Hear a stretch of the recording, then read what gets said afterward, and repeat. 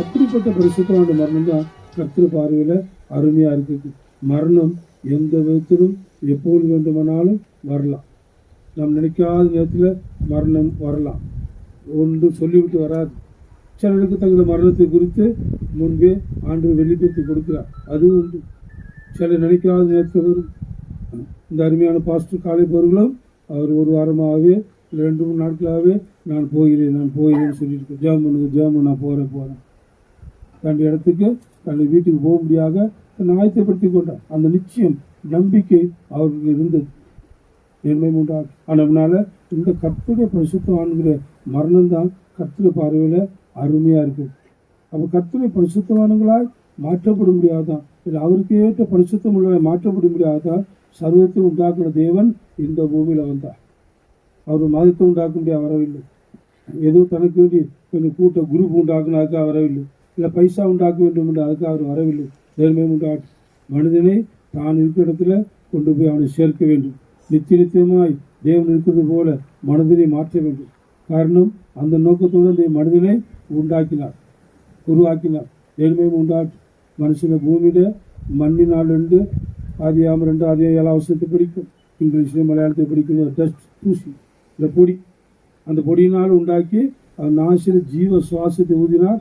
ஆண்டவன் ஜீவ ஆத்மாவானான். Living soul என்று இங்கிலீஷில் படிக்கும். அவன் ஜீவ ஆத்மாவானான். அந்த அனுபவத்தில் எத்தனை வருஷம் இருந்தானோ அது நமக்கு தெரியாது.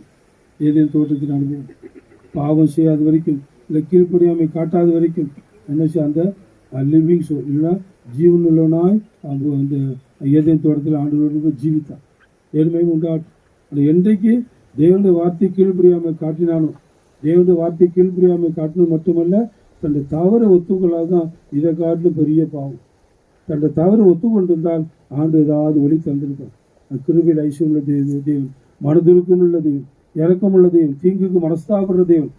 ஆனால் ஆதாமுக்கு 2 சான்ஸ் கொடுத்தார், ஏவாளுக்கு 1 சான்ஸ் கொடுத்தார். அது தங்களுடைய தவறு ஒத்துக்கொள்வது சுற்றி வளைத்து ஆண்டவர் தான் குற்றக்காரர்.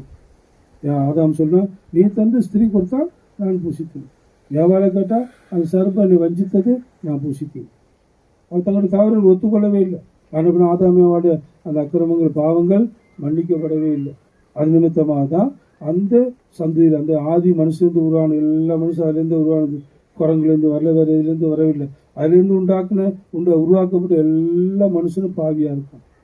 நீதிமான் ஒருத்தனை இல்லைன்னு தான் ரோமர் 3:10 படிக்கும். ஏழ்மை 3 நல்லவன் ஒருத்தனும் கிடையாது. அப்போ இந்த மனுஷன் நீதிமான் ஆக்கணும், நல்லவன் ஆக்கணும். யார்ட்டையும் பரிசுத்தம் கிடையாது. கிரியில ஜெய்கையில் அவனுடைய ஜனமே எல்லாம் அசுத்தமாக இருக்குது. ஜனமே அவன் இந்த மனுஷனை பரிசுத்தமான மாற்ற வேண்டும். அடுத்து அவனை தன்னை போல எல்லாத்தையும் மாற்றி தான் எங்கே இருக்கிறாரோ அங்கே கொண்டு போய் சேர்க்கணும்.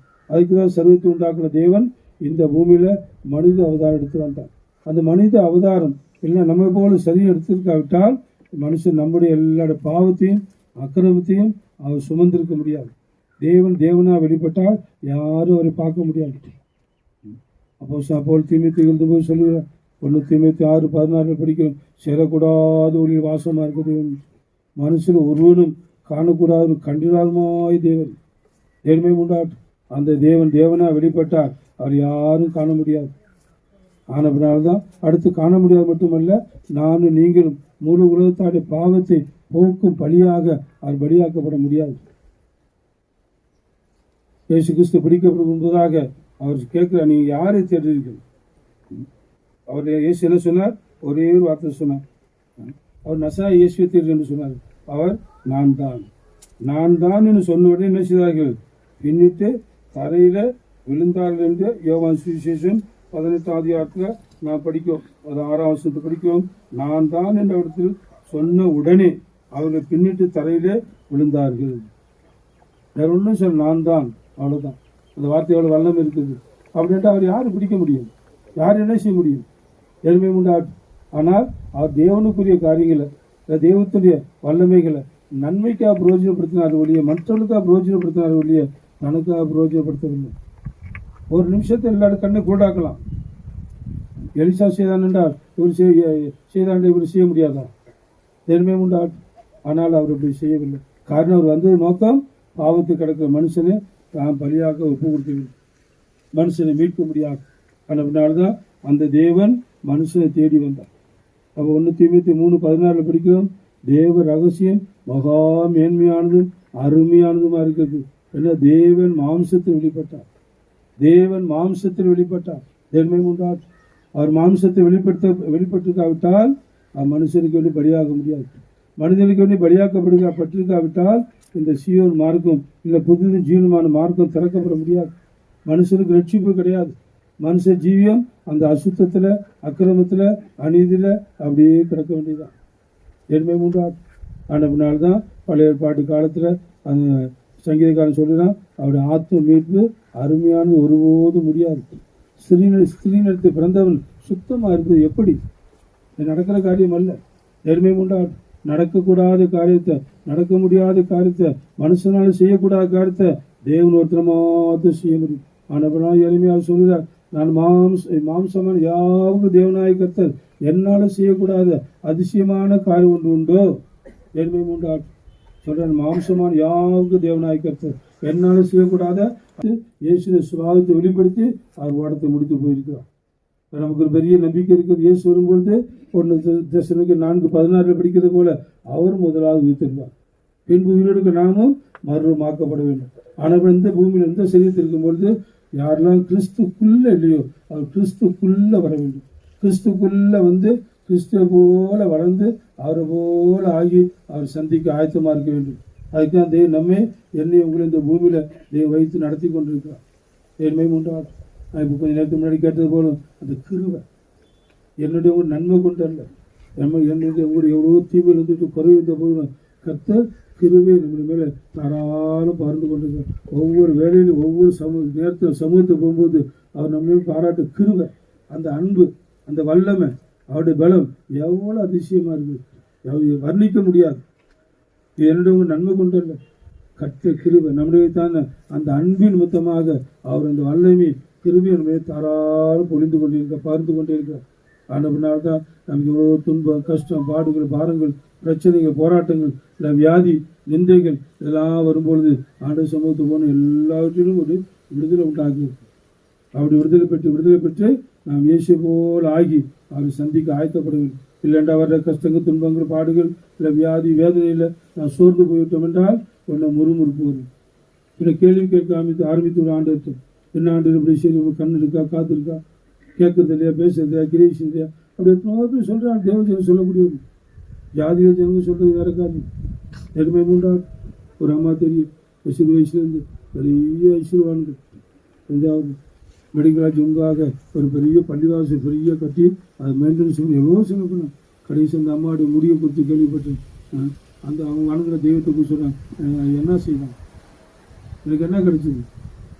அவங்க சொல்கிறது சரிதான், இதை ஒவ்வொரு மனுஷனும் உணர்ந்தால் நல்லா இருக்கும். ஆனால் தேவ ஜனங்கள், கிறிஸ்துக்குள்ளே கொண்டு வரப்பட்ட ஜனங்கள் அப்படி கேள்வி கேட்க முடியாது, கேள்வி கேட்கக்கூடாது.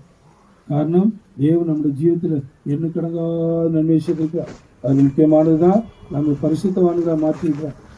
நீங்கள் நம்ம ஒவ்வொரு ஜீவித்தை பார்க்கும்பொழுது, கடந்த கால ஜீவித்தை பார்க்கும்பொழுது ஒருவேளை கிறிஸ்தவர்கள் இருந்திருக்கலாம், ஆனால் ஜீவியை பார்க்கும்போது மிகவும் மோசமானது. அப்படிப்பட்ட நம்மை இயேசுவின் வார்த்தையை விசுவசித்து நம்முடைய பாவங்கள், அக்கிரமங்கள், அந்த விசுவாசித்து சொல்லும் கல்வாரிடப்பட்ட பாடுகள், அது சின்ன ரத்தத்தை நாம் அறிந்து அதை விசுவாசித்து நம்முடைய பாவங்களை அறிக்கை செய்த பொழுது அவர் நம்மை கழுவி சுத்தியிருக்கார். பெருமையும் உண்டாட்டு.